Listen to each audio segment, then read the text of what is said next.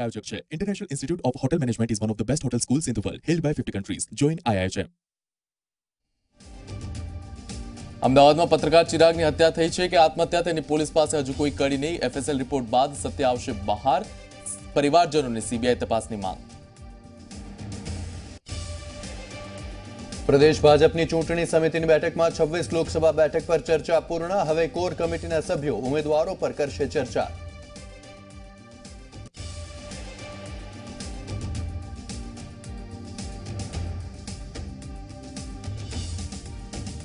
મુખ્યમંત્રીના નિવાસસ્થાને મળેલી ભાજપની બેઠક મુદ્દે ગાંધીનગર કલેક્ટરે આપી ક્લીન ચીટ. કોંગ્રેસે કરી હતી આચારસંહિતા ભંગની ફરિયાદ.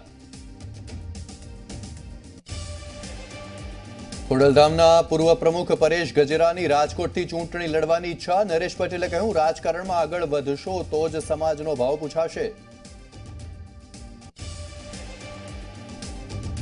ભગવાન બારડનું ધારાસભ્ય પદ રદ કરવા મુદ્દે હાઈકોર્ટની કેન્દ્રીય ચૂંટણી પંચને નોટિસ. તલાલાની ચૂંટણી કેમ જાહેર કરી તે અંગે માંગ્યો જવાબ.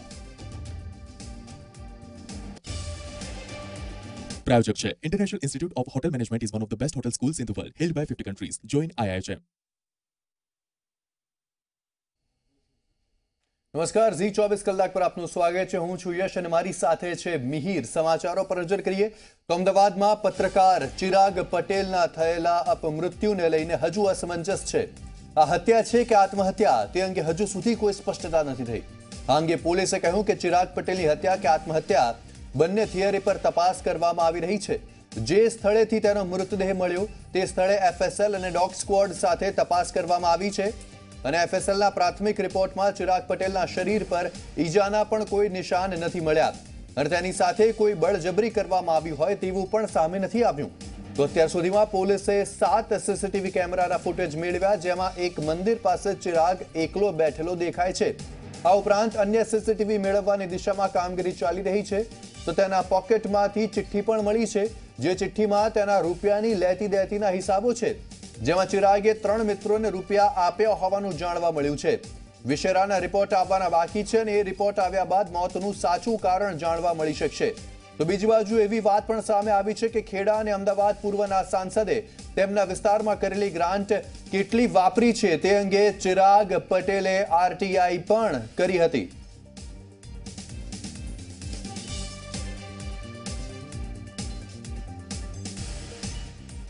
એના લખ પણ આપણે લેવામાં આવે છે કે કદાચ કોઈની સાથે કોઈ બનાવ બન્યો હોય તો એવું પ્રાથમિક દ્રષ્ટિએ તો કોઈ જોવામાં નથી આવ્યું કે કોઈના સાથે એને જબરજસ્તીના એવા કોઈ નિશાનો પણ આપણે મળી નથી આવ્યા. આ વસ્તુ એવું કંઈ ડિસાઇડ નથી થયું કે આ આત્મહત્યા છે કે મર્ડર છે.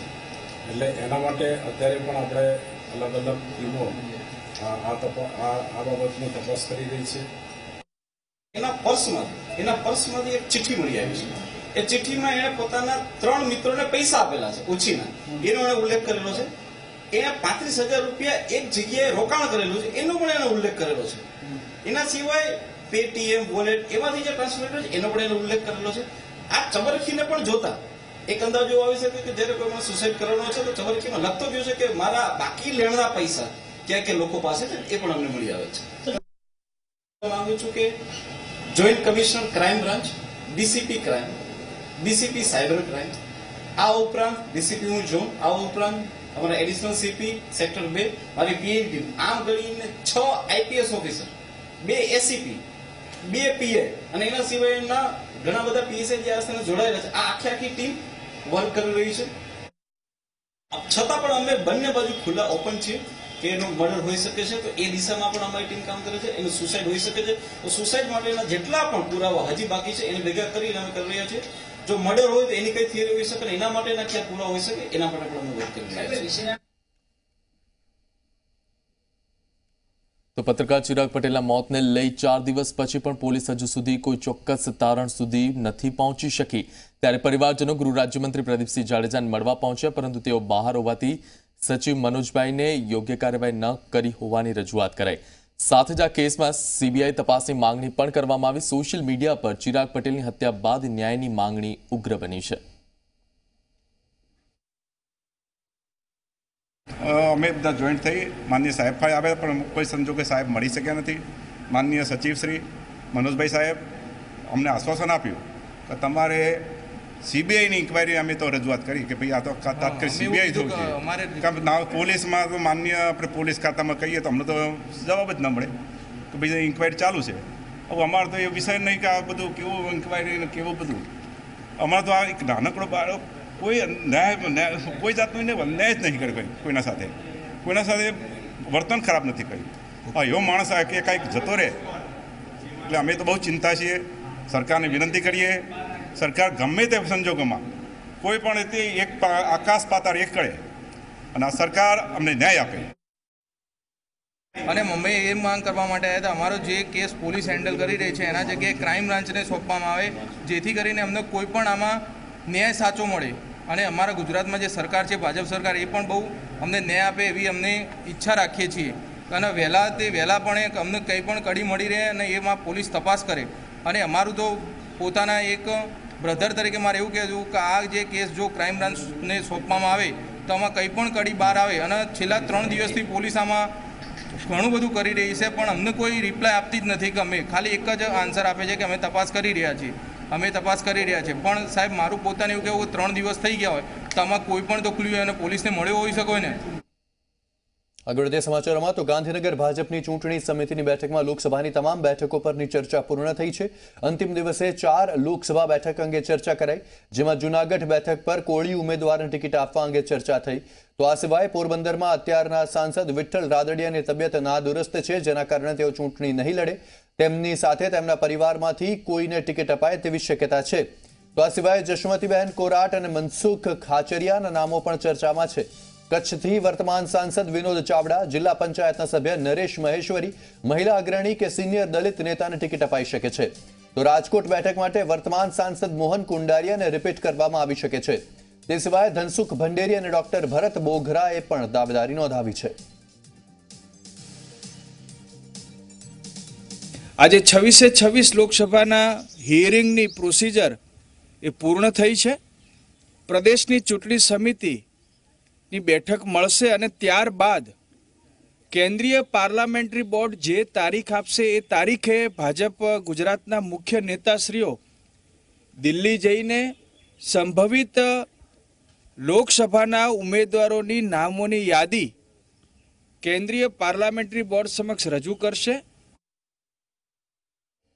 તો દિલ્હીમાં ગુજરાત કોંગ્રેસની સ્ક્રીનિંગ કમિટીની બેઠક શરૂ થઈ છે. અમિત ચાવડા, પરેશ ધાનાણી સહિતના કોંગ્રેસના નેતાઓ વોર રૂમમાં પહોંચી ચૂક્યા છે. બાકી બચેલી 22 બેઠકો પર આજે ઉમેદવાર નક્કી કરાઈ શકે છે. સ્ક્રીનિંગ કમિટીમાં નક્કી કરાયેલા નામો 22 માર્ચે સીઈસી સમક્ષ રજૂ કરાશે. સીઈસીની બેઠક બાદ આવનારા 2-3 દિવસોમાં ઉમેદવારોની જાહેરાત થઈ શકે છે. તો ગુજરાત કોંગ્રેસની સ્ક્રીનિંગ કમિટીની બેઠક થઈ રહી છે અને આ બેઠકમાં અમિત ચાવડા, પરેશ ધાનાણી પહોંચી ચૂક્યા છે. આ વિશે વધુ માહિતી મેળવીએ. દિલ્હીથી જોડાઈ ચૂક્યા છે અમારા સંવાદદાતા હિતેન વિટલાણી. હિતેન, કોંગ્રેસની સ્ક્રીનિંગ કમિટીની ગુજરાતની આ બેઠક મળી રહી છે, શું વિગતો બહાર આવી રહી છે? બિલકુલ, વાત કરીએ તો અડધો કલાક પહેલાં જ કોંગ્રેસ વોર રૂમમાં જે છે આ બેઠક જે છે તે શરૂ થઈ ચૂકી છે. 22 જેટલી બેઠકો ઉપર ઉમેદવાર ઘોષિત કરવાના બાકી છે. લગભગ જે હિસાબે અમિત ચાવડા અને રાજીવ સાતવ સાથે આપણી વાતચીત થઈ છે તે મુજબ લગભગ તમામ બેઠકો ઉપર જે છે ઉમેદવાર કોંગ્રેસે નક્કી કરી દીધા છે. આજની સ્ક્રીનિંગ કમિટીની બેઠકમાં કેસી વેણુગોપાલ સામે તે લિસ્ટ રાખવામાં આવશે અને જે 3 નામોની પેનલ બનાવવામાં આવી છે 22 બેઠકોમાં, તેમાંથી એક સિંગલ નામ ઉપર મોહર લગાડવામાં આવશે અને 22મી માર્ચે કોંગ્રેસની જે સેન્ટ્રલ ઇલેક્શન કમિટીની બેઠક એટલે કે ચૂંટણી સમિતિની બેઠક યોજાશે 22મી માર્ચે હોળી બાદ. તે દરમિયાન ગુજરાત કોંગ્રેસના પ્રભારી રાજીવ સાતવ પોતે તે 22 નામોવાળી લિસ્ટ સાથે સીઈસીમાં હાજર રહેશે અને ત્યારબાદ સીઈસીની મોહર લગાડ્યા બાદ 22 માર્ચે હોઈ શકે છે કે સાંજ સુધીમાં કાં તો મોડી રાત સુધીમાં કોંગ્રેસ પોતાના તમામ 22 ઉમેદવારોના નામોની ઘોષણા જે છે તે કરી દે. હાલાકી ગુજરાત કોંગ્રેસનું સાફ કહેવું છે કે કોઈપણ પ્રકારનો વિવાદ જે છે તે બાકીની બચેલી 22 બેઠકો પર નથી.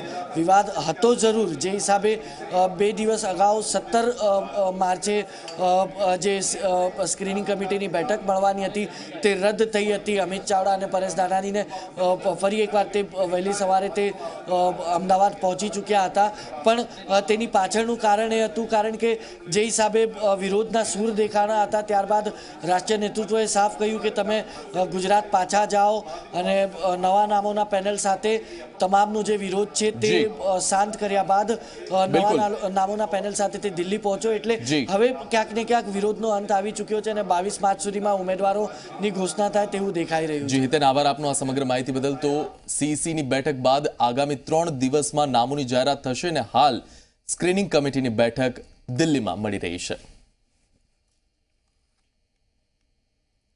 આગળ વધી મહેસાણામાં ઊંઝા ભાજપમાં ભૂકંપની સ્થિતિ સર્જાઈ છે. ભાજપના કાર્યકર્તાઓ ઉમેદવાર નક્કી કરવા સમિતિ રચી છે. કાર્યકર્તાઓએ લવાદ સમિતિની રચના કરી છે. લવાદ સમિતિનો ઠરાવ મહેસાણા જિલ્લા ભાજપને મોકલ્યો. કેસી પટેલ અને આશા પટેલને ટિકિટ અપાશે તો કાર્યકર્તાઓ નારાજ થશે. કેસી પટેલે એપીએમસી તોડ્યું હોવાનો પણ આ ઠરાવમાં ઉલ્લેખ કરવામાં આવ્યો છે. આપણે જણાવી દઈએ કે આ પહેલા સોશિયલ મીડિયામાં એક પત્રિકા પણ વાયરલ થઈ હતી જેમાં કેસી પટેલ અને આશાબહેન પટેલને ટિકિટ ન આપવા માટે મહેસાણાના ભારતીય જનતા પાર્ટીના કાર્યકર્તાઓએ માંગ કરી હતી.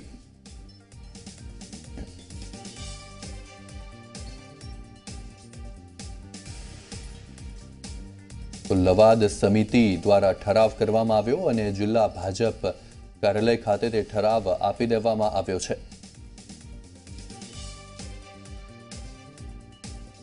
આગામી 25 તારીખ અમારી ડેડલાઇન છે, તો સુધીમાં પાર્ટી જે નિર્ણય કરે એ અલ્ટિમેટમ આપેલું. જો પાર્ટી 25 તારીખ સુધીમાં કંઈ નિર્ણય ના કરે તો આગામી અમારા કાર્યક્રમો શું આપવા એ અમે અમારી લવાદ કમિટી અને અમારા કાર્યકર્તાઓ નિર્ણય કરી અને આગળ શું કરવું એ નક્કી કરીશું, રણનીતિ બનાવીશું. અમારા કાર્યકરો લવાદ નિમ્યા એમાં સંગઠન દ્વારા કાર્યકરો દ્વારા લવાદ નિમી અને સ્થાનિક ઉમેદવારને ટિકિટ મળે. કોઈ આયાતી યા તો કોઈ બહારથી આવેલા ઉમેદવાર કે કોંગ્રેસમાંથી આવેલા ઉમેદવારને અથવા અધિકારીને ટિકિટ ન મળે તેવો દરેકનો અવાજ હતો. એ અવાજ અમે મહેસાણા જિલ્લા કમલમ ખાતે આ આવેદનપત્ર આપી અને આ અવાજ અમે ત્યાં પહોંચાડ્યો. ખોડલધામના ટ્રસ્ટના ભૂતપૂર્વ પ્રમુખ પરેશ ગજેરાના સમર્થનમાં રાજકોટમાં પોસ્ટર લાગ્યા છે. પરેશ ગજેરાએ લોકસભાની ચૂંટણી લડવાના સંકેત આપ્યા છે.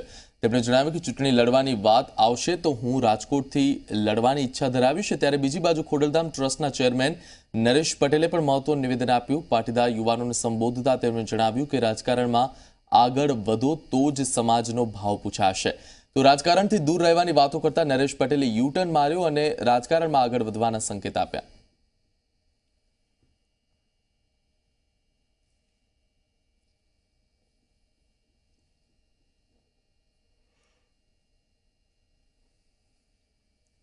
તો લોકસભા ચૂંટણી પહેલા ખોડલધામ ટ્રસ્ટના ભૂતપૂર્વ પ્રમુખ પરેશ ગજેરાના સમર્થનમાં રાજકોટમાં પોસ્ટર્સ લાગ્યા છે.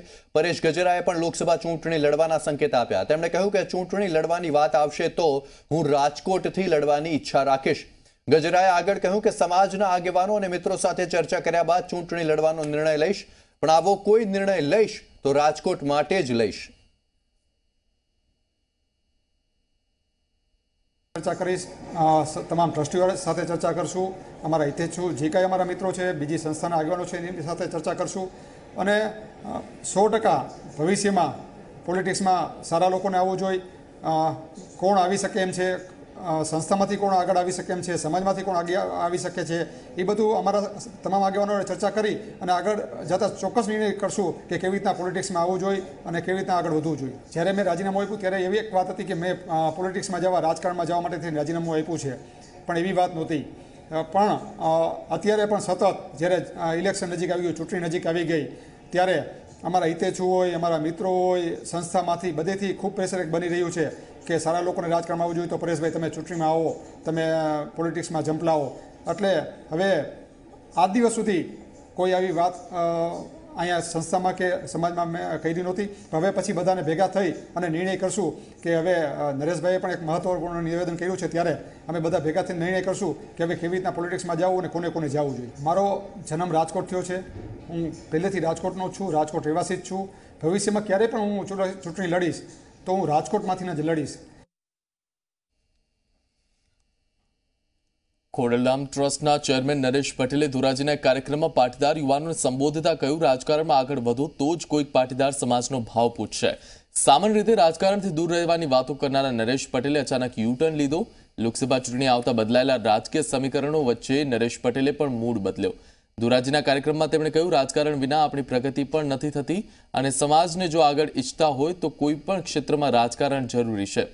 યુવાનોને નરેશ પટેલે કહ્યું કે જે સક્ષમ હોય તે રાજકારણમાં આગળ વધે. સાથે નરેશ પટેલ લુએવ પટેલ સમાજના રાજકીય ક્ષેત્રે વધુ મજબૂત બનવા માટે હાકલ કરી. 2017ની વિધાનસભા ચૂંટણીમાં નરેશ પટેલે કોઈ પક્ષને ટેકો નહોતો આપ્યો, પરંતુ તેમના પુત્રએ કોંગ્રેસના ઉમેદવારને ટેકો જરૂર આપ્યો હતો.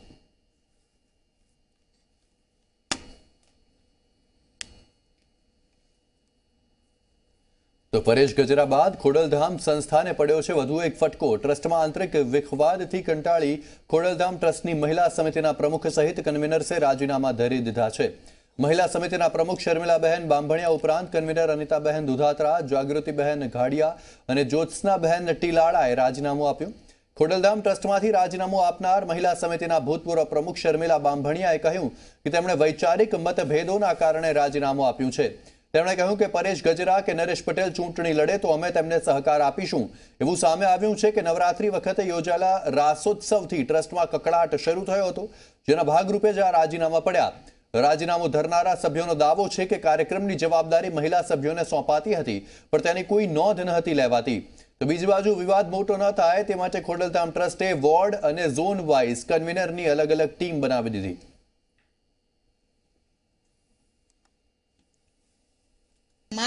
મારી વૈચારિકતા પ્રમાણે હું કામ ન કરી શકું, ત્યાં હું કામ ન કરું એવી છું. હું મહિલાઓ માટે મરું ત્યાં સુધી હું કામ કરવાની છું.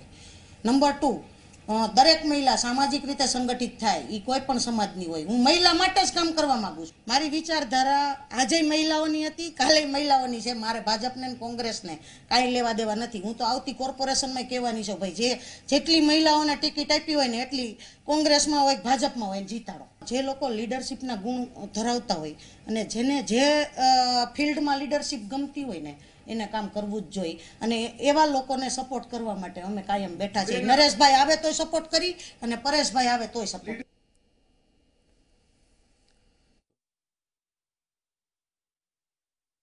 ઘડી લીધી છે. લેવા અને કડવા પાટીદારો મતદારો માટે રણનીતિ બનાવી છે. સૌરાષ્ટ્રમાં નરેશ પટેલ પર દાવ ખેલાશે. ભાજપ ઉત્તર ગુજરાતમાં સીકે પટેલ પર જુગાર રમી રહ્યું છે, તો ભાજપ નરેશ પટેલ અને સીકે પટેલને ચૂંટણી લડાવવાનો પ્લાન કરી રહ્યું છે. પરેશ ગજેરાને રાજકોટથી લડાવવા પર વિચારણા ચાલી રહી છે. સીકે પટેલને અમદાવાદ પૂર્વ કે મહેસાણાથી લડાવી શકાય છે. નરેશ પટેલને પણ સૌરાષ્ટ્રમાંથી ચૂંટણી લડાવવાનો પ્લાન તો હાલ ભાજપમાં દેખાઈ રહ્યો છે.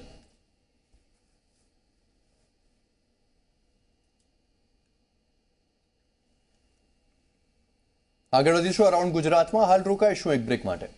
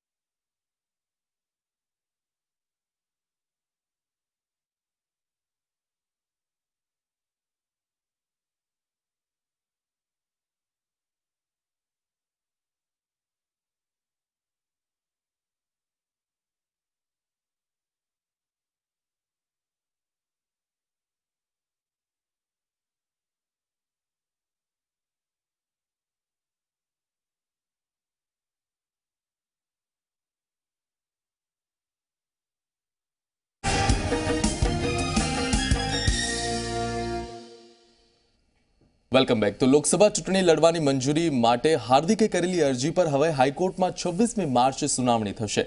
આ મામલે સરકારે જવાબ રજૂ કર્યો છે. વારંવાર તારીખ પડવાને કારણે નારાજ હાર્દિકે ટ્વીટ કરીને કહ્યું કે ગુજરાતમાં ભાજપ ડરી ગઈ છે. ચૂંટણી લડવાના મારા નિર્ણય પર છેલ્લા 10 દિવસથી હાઈકોર્ટમાં સુનાવણી થઈ રહી છે અને સરકારી વકીલો તારીખ પર તારીખ લઈ રહ્યા છે.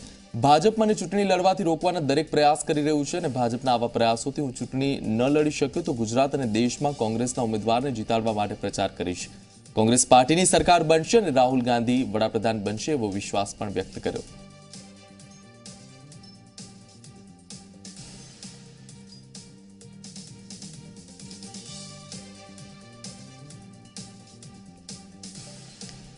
તો એક તરફ હાર્દિક પટેલ ચૂંટણી લડવા માટે ધમપછાડા કરી રહ્યા છે, તો બીજી બાજુ જામનગરમાં હાર્દિક પટેલનો પાટીદારોએ જ વિરોધ કર્યો.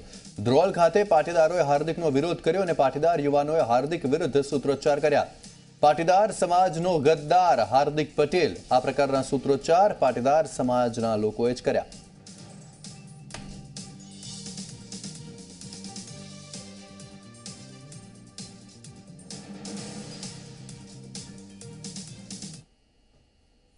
તો મુખ્યમંત્રીના નિવાસસ્થાને યોજાયેલી ભાજપની પાર્લામેન્ટરી બોર્ડની બેઠક મામલે ગાંધીનગર જિલ્લા કલેક્ટરને ક્લીન ચીટ અપાઈ છે. મુખ્ય ચૂંટણી નિર્વાચન અધિકારીના જણાવ્યા પ્રમાણે કલેક્ટરના રિપોર્ટમાં કોઈ આચારસંહિતાનો ભંગ ન થતો હોવાનો રિપોર્ટ આવ્યો છે. તો આ સમગ્ર મામલો હતો મુખ્યમંત્રીના નિવાસસ્થાને ભાજપની પાર્લામેન્ટરી બેઠક યોજવાનો અને આ અંગેનો રિપોર્ટ ગાંધીનગર કલેક્ટરે સોંપ્યો હતો ચૂંટણી અધિકારીને અને તેમાં ક્લીન ચીટ મળી છે. મને તપાસ કરવા માટેની સૂચના મળી હતી અને તપાસ પ્રાંત અધિકારી શ્રી એટલે કે એસડીએમ ગાંધીનગર અને મોડેલ કોડ ઓફ કન્ડક્ટના નોડલ અધિકારી એટલે કે ડેપ્યુટી મ્યુનિસિપલ કમિશનર ગાંધીનગર એમને સુપ્રત કરવામાં આવી હતી. એ મિત્રોએ તપાસ કરી એક્ઝિક્યુટિવ એન્જિનિયર શ્રી માર્ગ મકાન વિભાગ એમની પાસેથી રિપોર્ટ મેળવ્યો અને તથ્યો તપાસી અને મને રિપોર્ટ રજૂ કર્યો. એ રિપોર્ટ ઉપરથી મારા પોતાના તારણો સાથે અને અભિપ્રાય સાથે રિપોર્ટ મેં મુખ્ય નિર્વાચન અધિકારી શ્રી ગાંધીનગરને સુપ્રત કરેલ છે અને આગળની કોઈ પણ વિગતો એ ત્યાંથી મેળવવાની રહે. એટલે સીઓ ઓફિસ ખાતેથી આપ સંપર્ક કરશો તો મારા રિપોર્ટ કે એને લગતી બાબતો ત્યાંથી જો જાણ કરવાની હશે, જણાવવાની હશે તો એ બાબતો એ એમનો વિશેષાધિકાર છે. મારી તપાસ પૂરી કરી અને મેં લગભગ 2:45 આજે રિપોર્ટ સબમિટ કર્યો છે, એટલું હું આપને જાણ કરું છું. આગળ વધીએ. તાલાળાની પેટા ચૂંટણી જાહેર કરવા અંગે હાઈકોર્ટે નોટિસ પાઠવી છે. તાલાળાની પેટા ચૂંટણી જાહેર કરવા અંગે હાઈકોર્ટે નોટિસ પાઠવી છે અને આ મામલે 25 માર્ચે હવે વધુ સુનાવણી હાથ ધરાશે. કેન્દ્રીય ચૂંટણી પંચને હાઈકોર્ટે સવાલ પૂછ્યો છે. હાઈકોર્ટે પૂછ્યું છે કે તાલાળાની પેટા ચૂંટણી કેમ જાહેર કરવામાં આવી જ્યારે કે તેનો મામલો હજુ કોર્ટમાં નિલંબિત છે.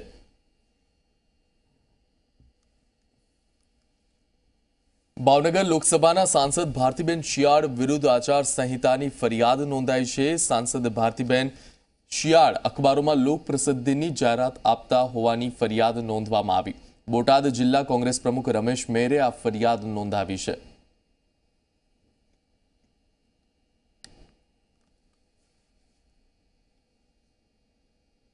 ફાગણી પૂનમને લઈને ડાકોરના રણછોડરાયજીના દર્શન કરવા પદયાત્રીઓ મોટી સંખ્યામાં પહોંચી રહ્યા છે. તો ડાકોર જતા તમામ માર્ગો જય રણછોડના નાદ સાથે ગુંજી ઉઠ્યા. ફાગણી પૂનમના દિવસે ડાકોરના રણછોડરાયજીના દર્શનનું વિશેષ મહત્વ હોય છે અને ડાકોર જતા પદયાત્રીઓ માટે સેવાભાવી કેમ્પોમાં તમામ પ્રકારની વ્યવસ્થા કરવામાં આવી છે. ત્યારે આવતીકાલે ફાગણી પૂનમને લઈને માનવ મહેરામણ ડાકોર ખાતે ઉમટી રહ્યું છે.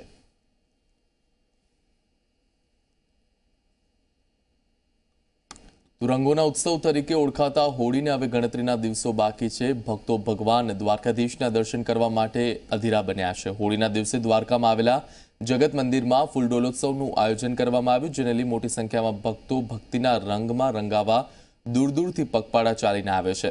પદયાત્રીઓના સંઘ માટે ઠેર ઠેર સેવાના કેમ્પ પણ લગાવવામાં આવે છે, જ્યાં ભક્તોને કોઈ પ્રકારની મુશ્કેલી ન પડે તે માટે મેડિકલ કેમ્પ, નાસ્તો, ભોજન, આરામ કરવાની વ્યવસ્થા કરાઈ છે. કેમ્પમાં સેવાભાવીઓ ખડેપગે સેવા બજાવી રહ્યા છે.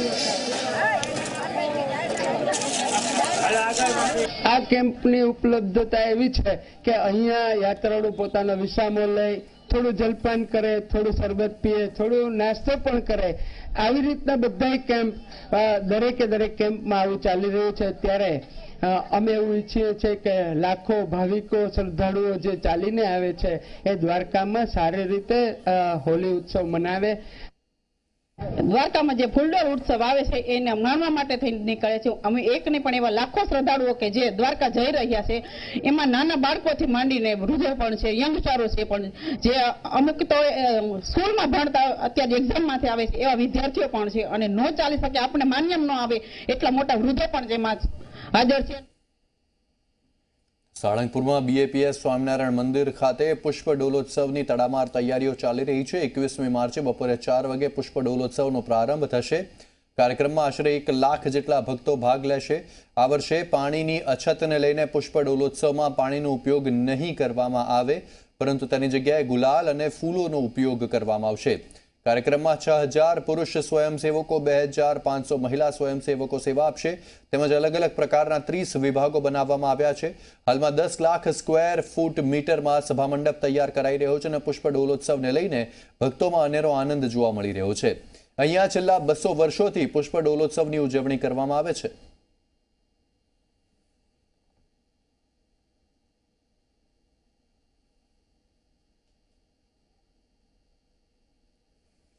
ભાવનગરના પાલીતાણા શેત્રુંજી પર્વત પર વહેલી સવારથી જ યાત્રાળુઓનો ધસારો જોવા મળ્યો. 36,000 મુનિઓ મોક્ષને પામ્યા પછી ફાગણ સુદ તેરસના દિવસે મેળાનું આયોજન થાય છે, જેમાં મોટી સંખ્યામાં જૈન લોકો યાત્રામાં જોડાય છે. યાત્રાને 6 ગાઉ યાત્રા તરીકે પણ ઓળખવામાં આવે છે. આશરે 18 કિલોમીટરની યાત્રામાં જૈન લોકો સવારથી જોડાય છે અને યાત્રા પૂર્ણ કરી ધન્યતા અનુભવે છે. જૈન સમાજના અલગ અલગ ટ્રસ્ટે પાણી અને નાસ્તાની સુવિધા ઊભી કરી. મંગળવારના દિવસે 5000થી વધારે શ્રદ્ધાળુઓ યાત્રામાં જોડાયા. આ સિવાય વિવિધ સ્થળોએ સારવાર કેન્દ્ર બનાવવામાં આવ્યા, જ્યાં યાત્રીઓને મેડિકલ ટ્રીટમેન્ટ અપાય છે. તેમજ આકસ્મિક સંજોગોને પહોંચી વળવા 108 અને ફાયર બ્રિગેડને પણ સ્ટેન્ડ બાય રાખવામાં આવ્યા છે.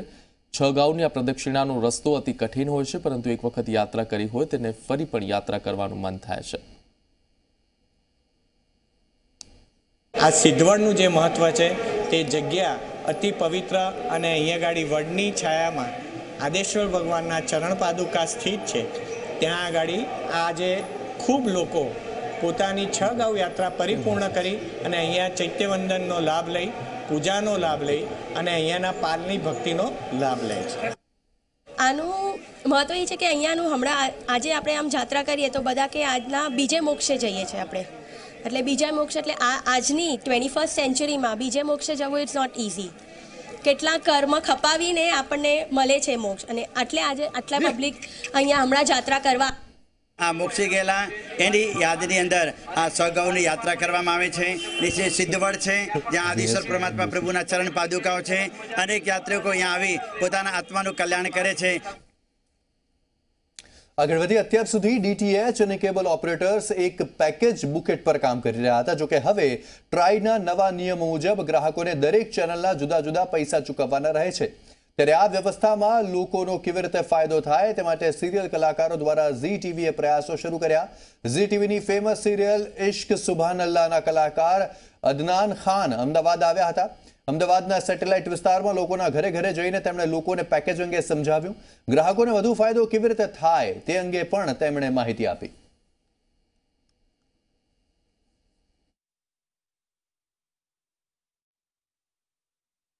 ट्रस्ट मी, मैं अभी ज़्यादा कॉस्ट डिटेलिंग में नहीं जाऊँगा कि हर पैक का कितना आ रहा है, बट इसमें बहुत बचत होती है. अगर आप सारे मेन चैनल्स भी लेंगे तो आपको लगभग 250 या 275 रुपीज़ के बीच में आसपास पड़ेगा. तो ये है MRP स्कीम जो हम समझाने आए लोगों को कि है क्या ये चीज़. देखिए, जहाँ पर लोग के पैसे बचते ना, लोगों का रिस्पांस अच्छा रहता है. अभी मान लीजिए मैंने आपको असल में बहुत एक अच्छी चीज़ हो गई कि मैंने फैमिली के साथ 3-4 फैमिली को मिलाकर बिठाया और उनके सारे चैनल्स का नाम लिखवाया मैंने एंड उनको कैलकुलेट करके दिखाया कि भाई ये आपकी बचत हर महीने, ये 1 साल में और ये 5 साल के बाद. तो जब वो फिगर 5 साल वाला फिगर उन लोगों ने देखा ना, अब मैं क्या कहूँ आपसे, अब लोग के जब पैसे बचते तो खुश हो जाते लोग. તો આ સાથે જ અરાઉન્ડ ગુજરાતમાં હાલ બસ આટલું જ. અમને આપો રજા, પરંતુ ઝી 24 કલાક પર થોડા જ સમયમાં જુઓ વલસાડ લોકસભા બેઠકનું report card. In association with always लगेगा स्वेटर आज ही खरीदा है. आपके खेत की फसलों को जानवरों के उपद्रव से बचाइए. लगाइए वी मोक्स झटका मशीन. संघी सीमेंट, सौदी नहीं, संघी मांगो।